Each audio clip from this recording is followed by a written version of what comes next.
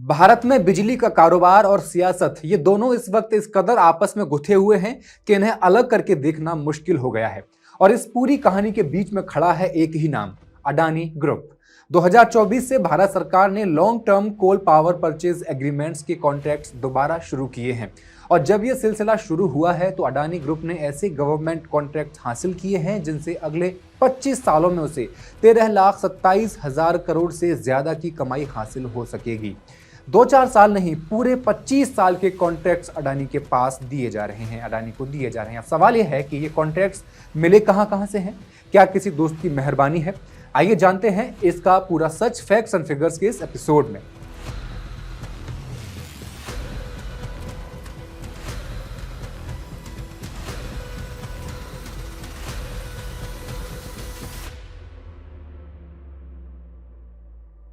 नमस्कार, मैं हेमंत और आप मॉलिटिक्स देख रहे हैं। मार्च 2024 से जनवरी 2026 के बीच कुल 12 लॉन्ग टर्म कॉन्ट्रैक्ट्स के लिए बिड्स निकली।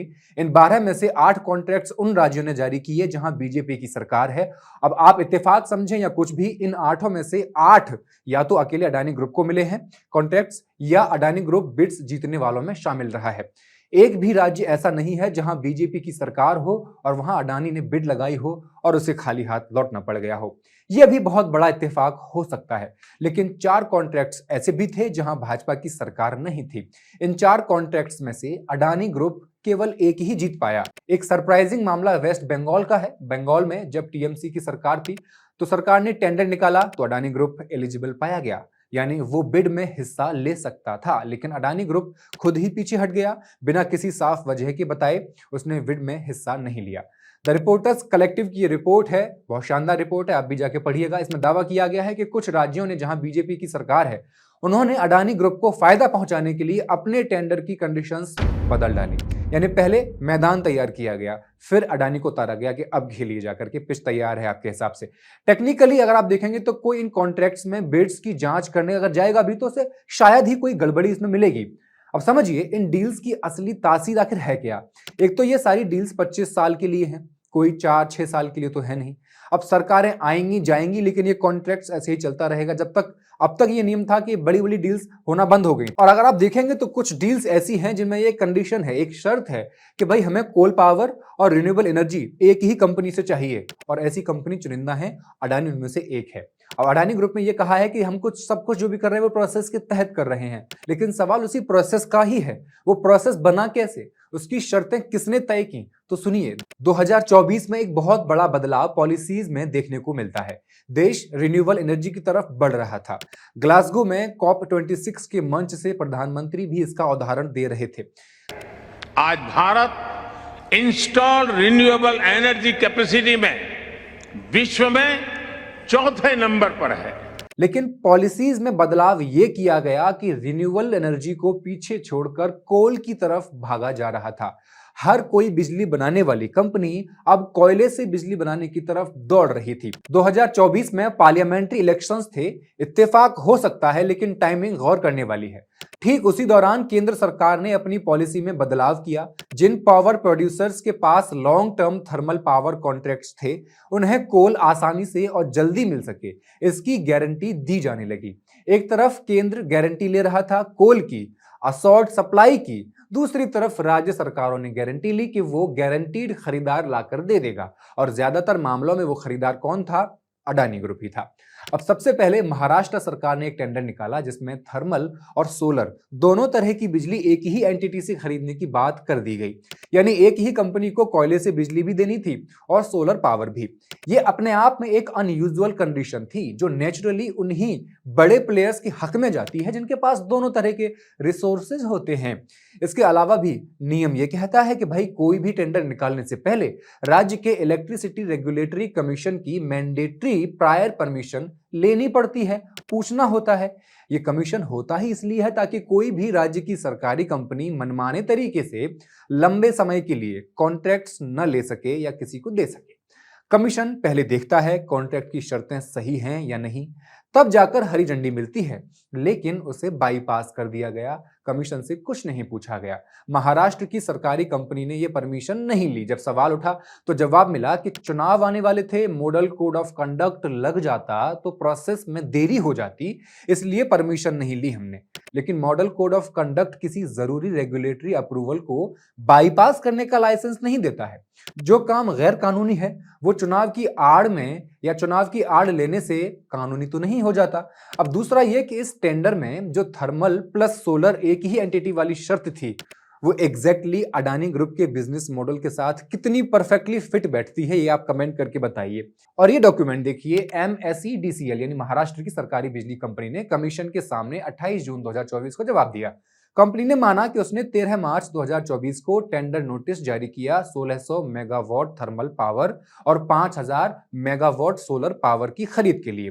कंपनी ने कहा कि 16 मार्च 2024 से मॉडल कोड ऑफ कंडक्ट लागू होने वाला था, इसलिए उससे पहले ही टेंडर डॉक्यूमेंट जारी कर दिया ताकि वक्त बर्बाद ना हो। और फिर सफाई दी कि बिड सबमिट करने की आखिरी तारीख वैसे भी कमीशन की अप्रूवल के बाद ही रखी जानी थी भाई। तो हमने अगर ये कर दिया तो क्या गलत कर दिया। इस डॉक्यूमेंट को देखिए, इस टेंडर की मिनिमम बिड कैपेसिटी रखी गई 2500 मेगावाट और ये पूरी कैपेसिटी एक ही बिडर को डेवलप करनी थी, थर्मल और सोलर मिलाकर। इतने बड़े प्रोजेक्ट में इन्वेस्टमेंट होती 33,700 करोड़ रुपए, थर्मल के लिए 11,200 करोड़ और सोलर के लिए 22,500 करोड़, और ये सब एक ही कंपनी को करना था। सोचने वाली बात यह है कि भारत में कितनी कंपनीज ऐसी हैं जो एक साथ इतने बड़े पैमाने पर थर्मल भी दे सकती हैं और सोलर भी दे सकती हैं। उंगलियों पर गिनी जा सकती हैं ऐसी कंपनीज और अडानी ग्रुप उनमें से एक है। बाकी कंपनीज को भी ये दिखा, ये जब हो रहा था सबको दिखा। कुछ कंपनीज ने ओपनली शिकायत भी की, इसकी डॉक्यूमेंट्स में दर्ज है। उनका वो जवाब जो हाईलाइट किया गया है देख सकते हैं आप। उन्होंने कहा कि इतनी बड़ी कैपेसिटी अकेले एक पार्टी को डेवलप करने देना ठीक नहीं है, लेकिन महाराष्ट्र सरकार का तरीका नहीं बदला। महाराष्ट्र का ये tender long term power purchase agreements फिर से देने की शुरुआत थे, और ये शुरुआत का फायदा किसे हुआ आप जान ही रहे हैं। इधर महाराष्ट्र में लंबे समय की बिडिंग चल रही थी, उधर केंद्र सरकार ने भी अपने पत्ते खोल दिए थे। अगस्त 2024 में केंद्र सरकार ने ऐलान किया कि 2031-32 तक देश की थर्मल पावर कैपेसिटी में 80 गीगावाट का इजाफा किया जाना चाहिए। 2024 में भारत की जो टोटल थर्मल कैपेसिटी थी ये उससे लगभग 37% ज्यादा था। ये प्लान उसी वक्त आया जब अडानी जैसे थर्मल पावर प्लेयर्स पहले से तैयार बैठे थे, कॉन्ट्रैक्ट्स हाथ में लेकर के। ये एक सेंटेंस में कहूं तो केंद्र ने कहा कि हमें पावर चाहिए बिजली, राज्यों ने कहा कि हम कॉन्ट्रैक्ट्स के साथ तैयार बैठे हैं, अडानी ने कहा लाओ हम बनाते हैं पावर। अडानी को फायदा देने की फहरिस्त में आपको याद होगा असम का मामला, हमने इस पे वीडियो भी किया था। अडानी ग्रुप का 3200 मेगावाट का थर्मल पावर प्लांट वहां बनने वाला है असम में, और रिपोर्ट्स में ये सामने आया है कि असम को जितनी भी जरूरत है बिजली की उससे ज्यादा बिजली अडानी ग्रुप बना रहा है, और राज्य सरकार ने वादा किया कि सरकार उसे अपने फंड से वो एक्स्ट्रा बिजली भी खरीद लेगी। अब खरीद तो लेगी लेकिन पैसा तो जनता की जेब से ही जाएगा ना। तो क्या ये नहीं माना जाना चाहिए कि अडानी को फायदा पहुंचाने के लिए ये सारे तामझाम जो है वो किए जा रहे हैं। असम के पावर सेक्टर एम्प्लॉइज के यूनियन ने प्रोटेस्ट भी किया इसके खिलाफ और कहा कि राज्य को इतनी कैपेसिटी की जरूरत है ही नहीं, हम क्या करेंगे, खामखा हमारी जेब पे फर्क और पड़ेगा, आप हमसे पैसा लीजिएगा।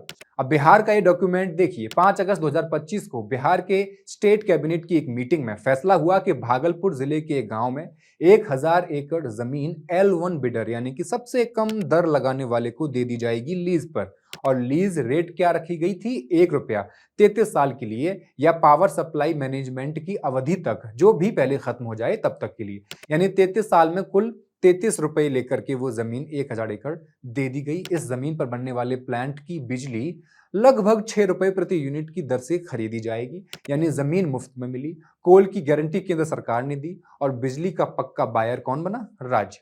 मध्य प्रदेश ने जनवरी 2025 में 41 मेगावाट थर्मल पावर खरीदने का टेंडर निकाला। जुलाई 2025 में रिजल्ट्स आए इसके। हिंदुस्तान थर्मल प्रोजेक्ट्स लिमिटेड को 800 मेगावाट मिला, टोरेंट पावर को 1600 और अडानी पावर को 800, इन तीनों को मिला। देखने में सब सामान्य लगता है, 3 अलग अलग कंपनीज हैं, बटा हुआ काम है, फेयर है सब कुछ, लेकिन असली जो खेल था वो अगस्त में जाके पता चला। यूनियन मिनिस्ट्री ऑफ कोल ने मध्य प्रदेश को एडिशनल कोल सप्लाई ग्रांट कर दिया, और इस एक्स्ट्रा कोल की वजह से राज्य की सरकारी पावर डिस्ट्रीब्यूशन कंपनी के पास एक नया ऑप्शन आ गया, ग्रीन शू ऑप्शन। यह नाम पहली बार इस्तेमाल किया गया। इससे पहले पावर सेक्टर में ऐसा कभी नहीं हुआ था कि ग्रीन शू ऑप्शन नाम की कोई चिड़िया कहीं उड़ती हुई किसी को दिखी थी। इस ऑप्शन के तहत राज्य की कंपनी बिना नया ऑक्शन लगाए, बिना नई बिडिंग कराए, पुराने टेंडर के विनर से उसी रेट पर और अतिरिक्त 800 मेगावाट बिजली खरीद सकती थी। 29 अगस्त 2025 को मध्य प्रदेश सरकार ने सरकारी डिस्ट्रीब्यूशन कंपनी को आदेश दिया कि इस ग्रीन शू ऑप्शन का इस्तेमाल करें। ग्रीन शू ऑप्शन के तहत वो एक्स्ट्रा 800 मेगावाट पहले हिंदुस्तान थर्मल प्रोजेक्ट्स को ऑफर किया गया। उन्होंने किन्हीं कारणों से मना कर दिया। फिर टोरेंट पावर को ऑफर हुआ, उन्होंने भी मना कर दिया। इत्तेफाक की बात है। फिर बारी आई अडानी ग्रुप की, जिसने 8 सितंबर 2025 को हां कर दिया। यानी बाकी सब ने छोड़ा, अडानी ने उठाया, और इस तरह अडानी को मध्य प्रदेश से मिली कैपेसिटी 800 मेगावाट से बढ़कर 1600 मेगावाट हो गई। इसी दौरान महाराष्ट्र में भी अडानी ने 2500 मेगावाट का round the clock PPA back किया। इस टेंडर की शर्त थी कि 51% बिजली जो है वो ट्रेसेबल ग्रीन एनर्जी यानी वेरीफाइड रिन्यूएबल सोर्स से आनी चाहिए, बाकी की 49% कहीं से भी आ सकती है। अब रिन्यूएबल एनर्जी इंटरमिटेंट है, सोलर रात को नहीं चलता, विंड यानी कि हवा हमेशा नहीं चल सकती, तो राउंड द क्लॉक यानी 2400 घंटे बिजली देने के लिए अडानी को कोल पर, कोयले पर निर्भर रहना ही होगा। यानी टेंडर का नाम ग्रीन है, लेकिन असलियत में कोयला ही इसकी रीढ़ है। अब इन सब कॉन्ट्रैक्ट्स को अगर जोड़ दिया जाए, महाराष्ट्र, बिहार, असम, मध्य प्रदेश और बाकी के बीजेपी शासित राज्यों के डील्स, तो कुल एस्टिमेटेड अर्निंग्स बनती हैं 13,27,000 करोड़ रुपए। अगले 25 सालों में, वो भी एक कंपनी से, एक ग्रुप से, और एक ही नाम, गौतम अडानी। अब केंद्र सरकार का प्लान जो नए थर्मल कैपेसिटी के लिए था, वो पहले 80 गीगावाट का था, अब वो बढ़कर के 95 गीगावाट हो गया है। यानी अभी जो हो रहा है वो सिर्फ शुरुआत है। आगे आगे देखते रहिए होता है क्या, और हम आपको दिखाते रहेंगे। अब अडानी पावर से जब इस पूरे मामले में सवाल किया गया द रिपोर्टर्स कलेक्टिव के हवाले से, तो उनका जवाब ये था कि ये सारे पीपीएज यानी power purchase agreements competitive bidding process के जरिए हासिल किए गए हैं, और टैरिफ्स को संबंधित राज्यों के इलेक्ट्रिसिटी रेगुलेटर्स ने उन्हें अप्रूव किया है, और ये उन्होंने सुनिश्चित भी किया कि प्रोसेस ट्रांसपेरेंट रहे। किसी राज्य की सरकार की पॉलिटिकल एफिलिएशन, यानी वो बीजेपी की है या कांग्रेस की है या टीएमसी की है, इससे अडानी की भागीदारी पर कोई फर्क नहीं पड़ता है। हम हर बीजेपी शासित राज्य में नहीं जीते और नॉन बीजेपी राज्यों में भी हम जीते हैं, ये कहना था अडानी ग्रुप का। आपको क्या ऐसा ही लगता है? अपनी राय हमें कमेंट सेक्शन में लिखकर जरूर दें, और मॉलिटिक्स को सब्सक्राइब कर दें। वीडियो को शेयर भी। बहुत बहुत शुक्रिया।